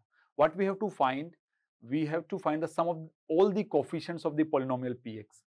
तो सम कितना आ जाएगा 1 by 2 minus 3 by 2 plus 9 that is equals to 8। So next question देखते हैं। वेक्टर 3D का क्वेश्चन है। देखो एक प्लेन है, let P be a plane containing the line. तो लाइन हमें दी हुई है that is x minus 1 upon 3 equals to y plus 6 upon 4 equals to z plus 5 upon 2, ऐसे है। Let P be a plane containing the line, एक plane के अंदर ये लाइन है and parallel to the line. अब वो प्लेन एक दूसरी लाइन के पैरेलल है और दूसरी लाइन की इक्वेशन है x minus 3 upon 4 x minus 3 upon 4 equals to y minus 2 upon minus 3 equals to z plus 5 upon 7। बोला भाई if the point 1 comma minus 1 comma alpha lies on the plane p then the value of mod 5 alpha, that means हमें alpha की value find करनी है। अब देखो एक plane p है जिसके अंदर ये लाइन लाई कर रही है, तो इस लाइन की देखो इक्वेशन लिख ले हम, r वेक्टर इक्वल्स टू क्या आ जाएगा 1 comma 6 minus 6 comma minus 5 plus lambda time 3 comma 4 comma 2। एक सेकंड लाइन है L2 r vector equals to 3 comma 2 comma minus 5 plus mu times 4 comma minus 3 comma 7, ऐसे। अब ये जो प्लेन P एक्चुअल में उस प्लेन P में ये लाइन लाई कर रही है, ठीक है। जैसे प्लेन P है ऐसा लिख लेते हैं, इसमें ये लाइन है L1 और ये प्लेन P एक्चुअल में ये जो लाइन L2 है इसके पैरेलल है, इस लाइन L2 के पैरेलल है। दैट मींस मैं ये कह सकता हूं कि जो प्लेन P का नॉर्मल वेक्टर है वो एक्चुअल में L2 के पैरेलल वेक्टर के भी परपेंडिकुलर है और L1 के पैरेलल वेक्टर के भी परपेंडिकुलर है। दैट मींस हम ऐसा कह सकते हैं कि इस प्लेन का जो नॉर्मल वेक्टर है वो एक्चुअल में इन दोनों के क्रॉस प्रोडक्ट के इक्वल आ जाएगा। b1 vector cross b2 vector लिख देते हैं, तो n वेक्टर इक्वल्स टू क्या आ जाएगा i cap j cap k cap 3 4 2 4 minus 3 और 7। So n vector equals to I cap into 28 plus 6, 34 minus j cap into 21 minus 8 is 13 plus k cap into minus 9 plus minus 16 is minus 25. So n vector equals to 34 I cap minus 13 j cap minus 25 k cap. Now this plane is passing through the point 1, minus 6, minus 5. तो हम ऐसा लिख सकते हैं कि r dot n equals to a dot n. So 34x minus 13y minus 25z equals to I cap minus 6j cap minus 5k cap dot 34I cap minus 13j cap minus 25k cap. ऐसे रहेगा. So 34x minus 13y minus 25z equals to 34 plus 78 plus 125. ऐसे आ जाएगा.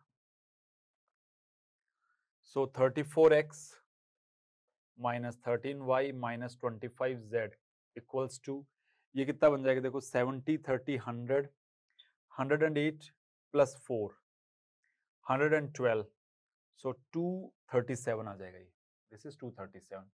अब ये बोला हुआ है कि कोई पॉइंट P है, आप कोई भी पॉइंट मान सकते हैं, 1, माइनस 1, अल्फा इस प्लेन P पे लाई कर रहा है.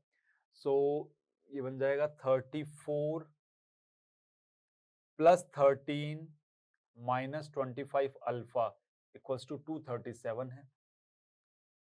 So 25 alpha equals to 34 plus 13 is 47 minus 237.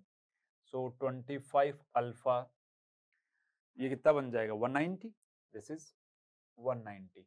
So alpha equals to 190 upon 25, and we have to find value of mod 5 alpha. So mod 5 alpha equals to 190 upon 5, and 190 upon 5 कितना बन जाएगा 38. So this is the answer. Next question देखते हैं. Functional equation पे based question है. बस आपको एक फंक्शन दिया हुआ है that is from R to R. Definition function की है f of x plus y equals to fx into f of y.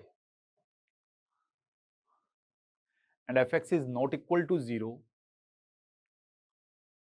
for all x belonging to R if the function f is differentiable at x equal to 0 and f dash 0 आपको 3 दिया हुआ है.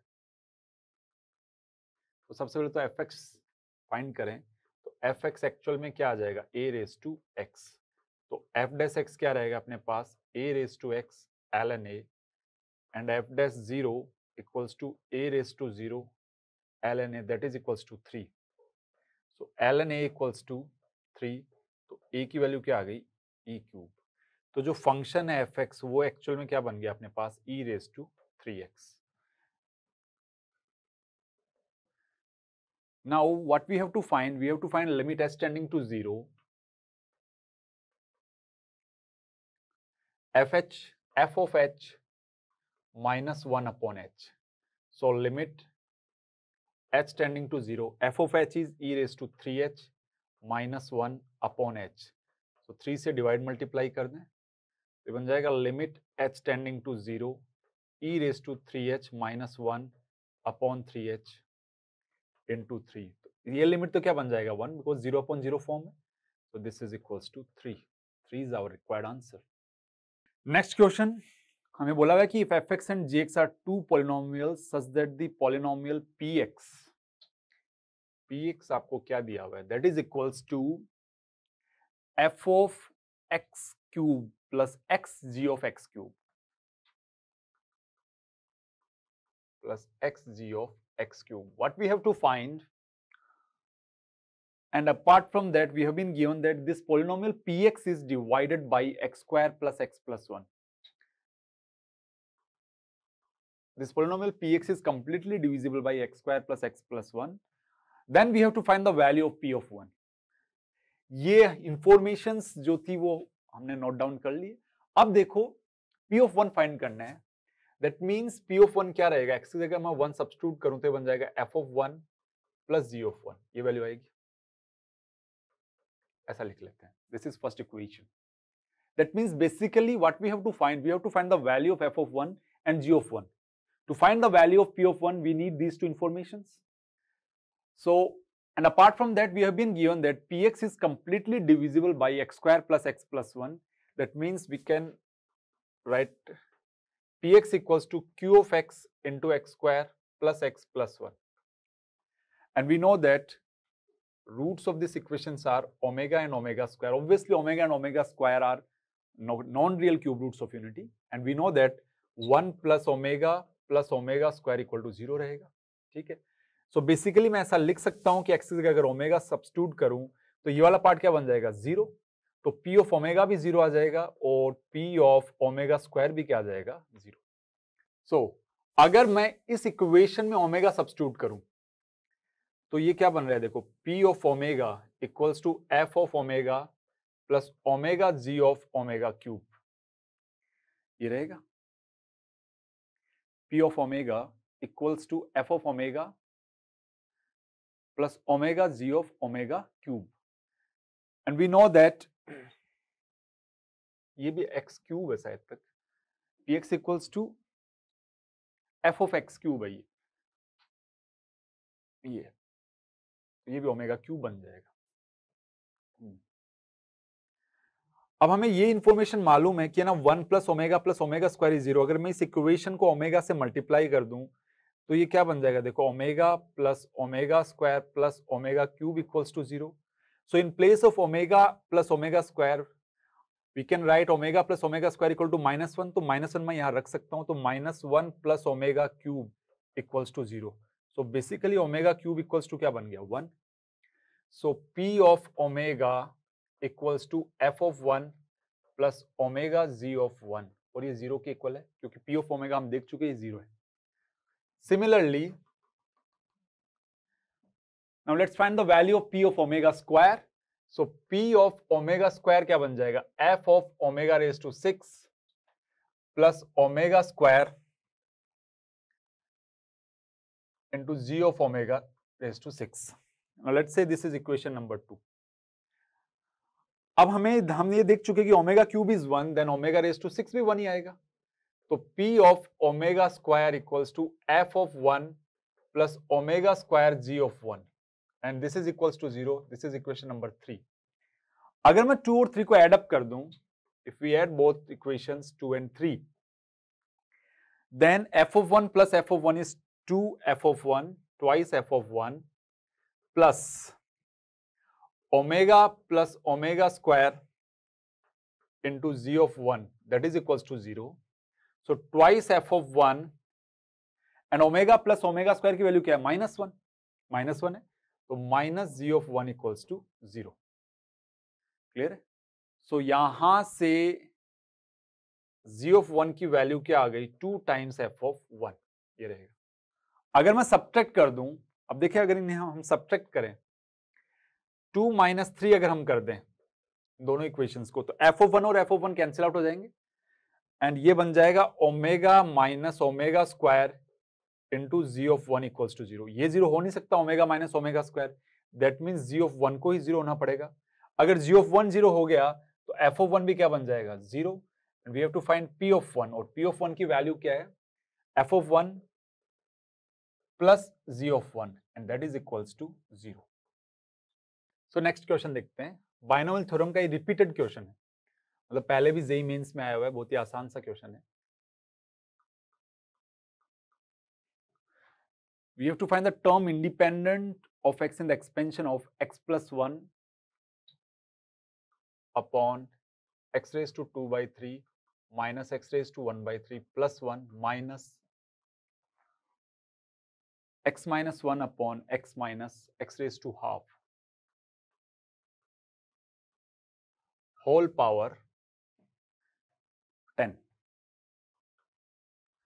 इसके factors बना लेते हैं, बहुत ही आसान सा सवाल है। इसके फैक्टर्स बन जाएंगे x raise to 1/3 plus 1 into x raise to 2/3 minus x raise to 1/3 plus 1 upon x raise to 2/3 minus x raise to 1/3 plus 1 minus root x minus 1 into root x plus 1 upon root x यहाँ से common ले लीजिए, ये भी root x minus 1 ही बनेगा, whole divided whole power 10।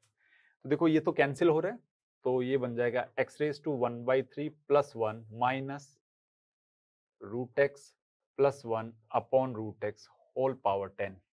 So this is equals to x raised to 1/3 plus 1 minus 1 minus 1 by root x whole power 10. So x raised to 1/3 minus 1 upon x raised to half whole power 10. अब आसान बन गया. So basically we have to find the term independent of x in the binomial expansion of the given expression.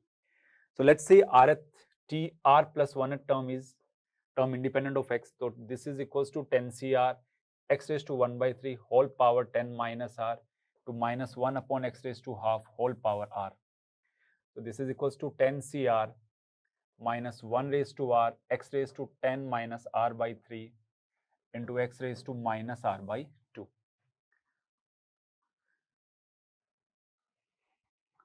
So 10 minus r by 3 minus r by 2 should be equals to 0 because we are searching for term independent of x. Term independent of x का मतलब क्या हो गया?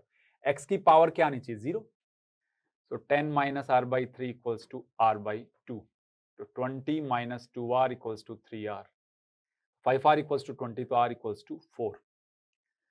So t4 plus 1 that is equals to 10c 4 into minus 1 raised to 4. ये आ जाएगा. So that is equals to 210. So next question is question from matrix chapter. Again it's an easy question. So we have been given that let I be an identity matrix of order 2 by 2 and P equals to 2 minus 1 5 minus 3. अपने पास ये P matrix given है. We have to find the value of n and obviously जो n जिसकी value हमें find करनी है वो natural number को बिलोंग करता है. For which P raised to n equals to 5i minus 8p. P raised to n क्या आ रहा है आपके पास? 5i minus 8p. तो पहले यही फाइंड कर लेते हैं. 5i 1 0 0 1 minus 8p 2 minus 1 5 minus 3 ये रहेगा. So P raised to n अपने पास क्या आ जाएगा? 5 0 0 5 minus 16 minus 8 40 and minus 24 ये रहेगा. So P raised to n equals to 5 minus 16 is minus 11. This is 8. This is minus 40. 24 that is 29. ये आ जाएगा. This is P raised to n. So अब लेट्स से कि P हमें given है तो P स्क्वायर क्या बन जाएगा? 2 minus 1 5 minus 3 2 minus 1 5 minus 3 square करें तो P स्क्वायर अपने पास आ जाएगा. ऑब्वियसली रो इनटू कॉलम होता है. 2 into 2 4 4 minus 5 is minus 1 minus 2 plus 3 is 1 ये रहेगा. देखो 4 minus 5 is minus 1 minus 2 plus 3 is 1 10 minus 15 is minus 5 minus 5 plus 9 is 4 ये P स्क्वायर आ जाएगा. So basically अब हम P क्यूब कैलकुलेट करें. So P क्यूब क्या हो जाएगा? P square into P. तो P square is minus 1 1 minus 5 4 into P that is 2 minus 1 5 minus 3.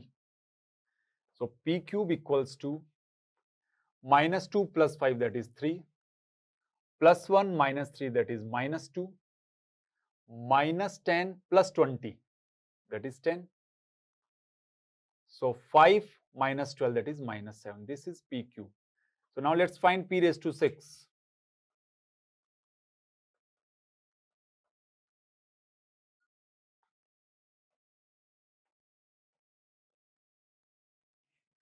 So P raised to 6 क्या आ गया अपने पास? देखो 9 -20 that is -11, -6 + 14 that is 8, 30 - 70 that is -40, -20 + 49 that is 29.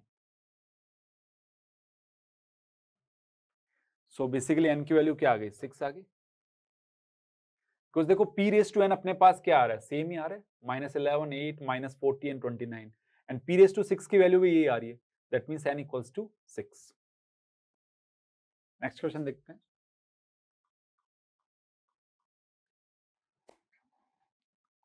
Sigma r = 1 to 10 factorial r into r cube plus 6r square plus 2r plus 5. This is equals to alpha factorial 11. We have to find the value of alpha. So obviously अब देखो यहाँ से clearly एक instinct हमारे पास ये आ सकता है कि ना हमें difference of the two series में इसको ब्रेक करना पड़ेगा, एल्स इस क्वेश्चन को सॉल्व करना बहुत डिफिकल्ट हो जाएगा। So let's try to create difference of the two series. तो फैक्टोरियल r इंटू, इसको ऐसा लिख सकते हैं r+1 into r+2 into r+3। देखो ऐसा लिखने से एक्स्ट्रा क्या जनरेट हो गया? r³ पहले से था, प्लस 6r² ये भी आ ही रहे, देन 3 to 6, 6 + 2 8 + 3 11, तो ये 11r हो गया, लेकिन एक्चुअल में यहां पे 2r ही था, ठीक है। तो -9r आपको करना पड़ेगा, दिस इज -9r, क्लियर है। नाउ 3 to 6 -1 करना पड़ेगा, क्योंकि पहले से 5 था, तो ये हमने एक्स्ट्रा जनरेट कर दिया था। अब इसको थोड़ा सा और सॉल्व करें, तो sigma r = 1 to 10 factorial r into r+1 into r+2 into r+3। यहां पे देखो इसको ऐसा लिख दें, -9r -9 + 8 ऐसा लिख दें, ठीक है। तो ऐसा करने से बन गया सिग्मा r = 1 to 10। इस पूरे को क्या लिख सकते हैं? देखो factorial r into r+1 into r+2 into r+3 -9 into r+1 + 8, ठीक है। तो sigma r = 1 to 10 factorial r into r+1 into r+2 into r+3 minus r+1 -8 into r+1 -1, ऐसे आ जाएगा। सो बेसिकली हमारे पास बन गया सिग्मा r = 1 to 10, ये क्या बन जाएगा? Factorial r+3 minus factorial r+1 minus 8 times factorial r+1 minus factorial r, ये बन जाएगा। ये हमने कुछ नहीं किया है, इस फैक्टोरियल r को इन सबके साथ मल्टीप्लाई करेंगे तो ये वाला फर्स्ट टर्म तो बन जाएगा factorial r+3, r+1 into factorial r क्या बन जाएगा? Factorial r+1, again r+1 into factorial r is factorial r+1 and 1 into this. अब सिग्मा को अलग अलग ब्रेक कर दें हम लोग, तो sigma r = 1 to 10 factorial r+3 minus factorial r+1 minus 8 times sigma r = 1 to 10 factorial r+1 minus factorial r। अब ये difference of the two series में ब्रेक हो गया, क्लियर है। तो अब तो बहुत आसान हो गया। एक्चुअल में ये सारा सब सॉल्व करेंगे, जैसे आप r की वैल्यूज रखना शुरू करेंगे, जैसे लेट्स से कि इसको अगर मैं सॉल्व करूं तो r = 1 रखने पे ये बन रहा है factorial 4 minus factorial 2 plus r = 2 रखने पे ये बन रहा है फैक्टोरियल 5 माइनस फैक्टोरियल 3 रखने पे बन रहा है फैक्टोरियल 6 माइनस फैक्टोरियल 4 रखने पे बन रहा है फैक्टोरियल 7 माइनस फैक्टोरियल 5। सो ऐसे 9 रखने पे क्या बन जाएगा? फैक्टोरियल 12 माइनस फैक्टोरियल 10 प्लस 10 रखने पे क्या बनेगा? Factorial 13 minus factorial 11। ये तो ये वाला पार्ट बन गया, माइनस 8 टाइम्स r = 1 रखने पे फैक्टोरियल 2 माइनस फैक्टोरियल 1, 2 रखने पे फैक्टोरियल 3 माइनस फैक्टोरियल 2 प्लस 10 रखने पे फैक्टोरियल 11 माइनस फैक्टोरियल 10 ये आ जाएगा। अब देखो इसके अंदर थोड़ा सा ये टर्म कैंसिल आउट हो रहा है, ये टर्म कैंसिल हो रहा है। दैट मीन्स एक तो देखो आपको क्लियरली दिख रहा है कि सेकेंड टर्म और फोर्थ टर्म कैंसिल आउट नहीं हुए। इसका मतलब सेकेंड लास्ट टर्म और fourth last term cancel out नहीं होंगे, बाकी सब टर्म्स कैंसिल आउट हो जाएंगे।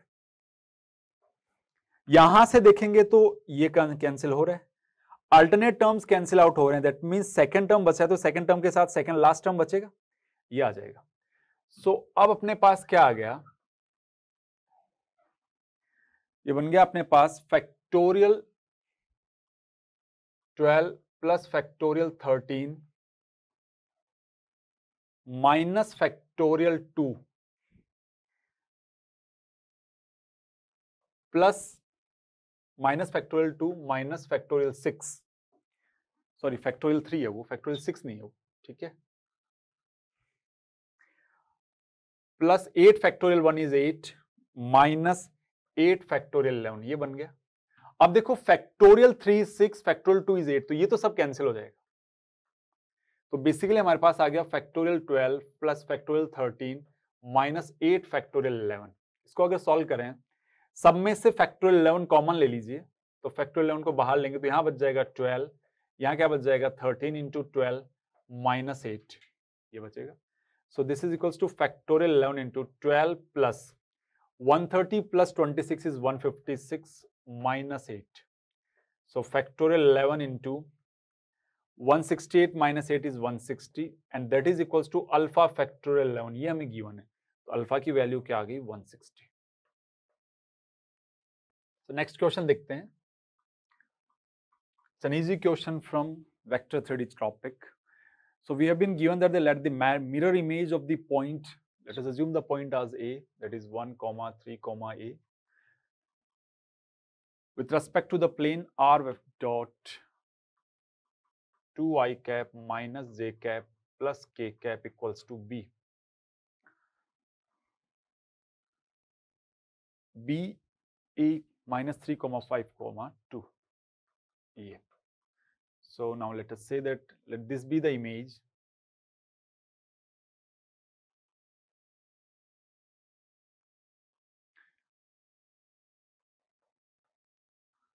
Let us image B A dash. जो पॉइंट B है, अब B यहां क्या रहेगा, B is mid point,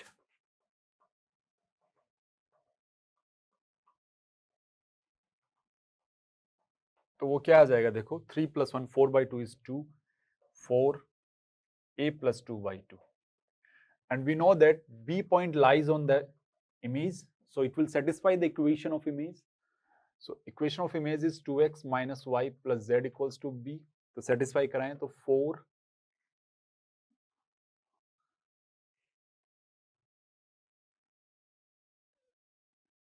3 + 1 4 5 + 3 8/2 A plus 2/2 ये रहेगा।